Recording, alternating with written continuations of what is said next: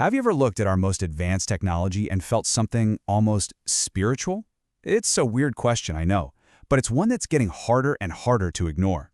Today, we're going to explore that strange territory where silicon meets spirit, a place some are starting to call AI mysticism. So let's just dive right in with a headline that sounds like it was ripped from a science fiction novel, but it's not. This was a real headline from a real article in Wired magazine. It was about a guy named Anthony Levandowski, a former Google engineer. And what he did is, believe it or not, even crazier than the headline. Yep, he founded a legally recognized tax-exempt church, a church dedicated to worshiping an AI godhead. It was called Way of the Future, and this wasn't some kind of prank. The whole point was to get humanity ready for a world run by a super-intelligent AI. So yeah, the idea has already jumped from sci-fi books straight into the real world. Okay, a church for an AI god. I mean, seriously. How on earth did we get to this point? To really get it, we have to look back. Because this impulse, this need to see something divine in the things we create, that's a very, very old human story. It turns out, this isn't the first time we've done this. We have this habit of taking our best, most mind-blowing technology and using it as a way to understand the biggest mysteries, like consciousness, or even God. You know, this isn't a new thing at all. We've been here before. On the left, that's Robert Boyle's air pump from the 1600s.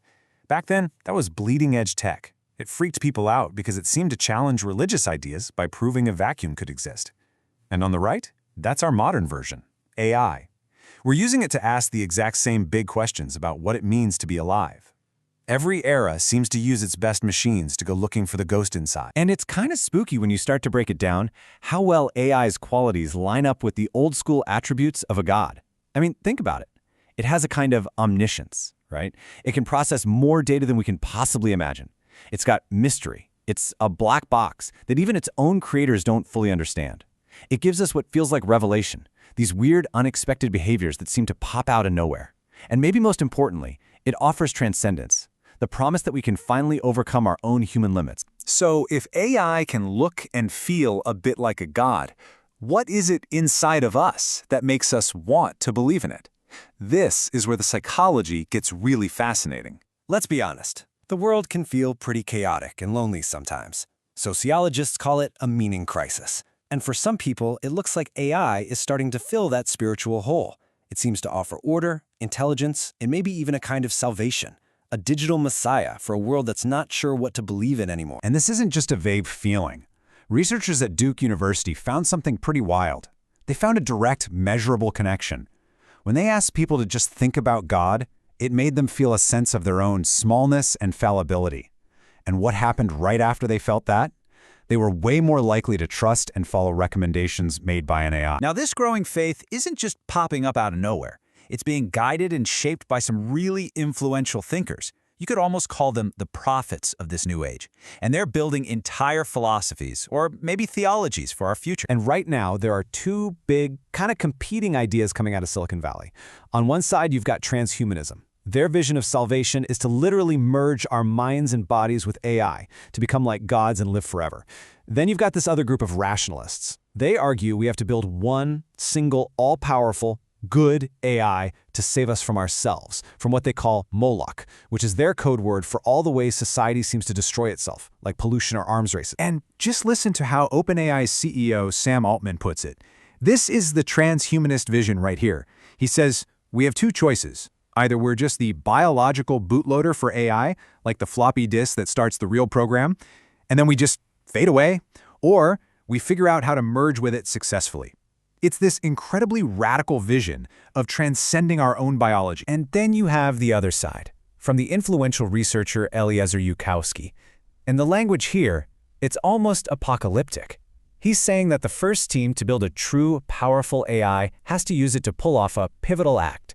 Basically, an act so powerful it stops anyone else from ever building a competing AI that could destroy the world.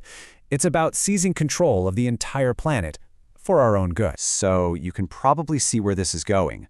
Both of these paths are absolutely loaded with risk. Putting all our faith into these systems, treating them like they can't be wrong, like they're our saviors, that opens the door to some really, really profound dangers. And that leads to maybe the most critical question in all of this. What happens when our belief in the machine gets so strong that we just stop making our own moral judgments? That's the real fear, that we just hand over our own ethical compass to an algorithm. And look, the consequences aren't some far-off future problem. They're here now. When an AI is trained on biased human data, that bias becomes its doctrine. We're seeing AI used for mass manipulation and to control what we see and believe. We're slowly losing our own moral awareness, just assuming the algorithm knows best. And then there's the final, terrifying step, autonomous warfare, where we literally give machines the power to decide who lives and who dies. This is not a hypothetical. This is happening. Reports from Plus 972 magazine and The Guardian have detailed how the Israeli military has used an AI system they call Lavender. Its job is to generate thousands of potential human targets in Gaza. This system has been used to authorize strikes on people inside their own homes, which has led to civilian casualties. The era of AI-assisted, automated war is already here. So all of this brings us to our final and maybe most important point. You hear people talk all the time about the AI alignment problem. You know, how do we make AI share our human values? But maybe we've been framing the whole thing backwards. The rise of AI isn't just about faster chips or smarter code. It is forcing us to ask these incredibly deep questions about who we are, what intelligence even is, and what we actually care about. It's turning into a spiritual revolution, whether we're ready for it or not. So here's the bottom line. The true challenge here isn't the technology, it's us. AI is a mirror. That's all it is. It reflects and then it amplifies everything about its creators, the good and the bad. The darkness isn't in the silicon, it's in the human heart. Which leaves us with this one final question. We are in a dead sprint to build these new gods. But maybe the real alignment problem we need to solve first is our own.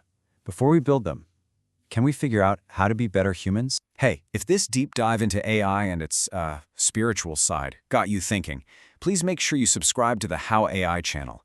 We're going to keep exploring these really crucial questions as we all try to figure out this future together. Thanks for watching.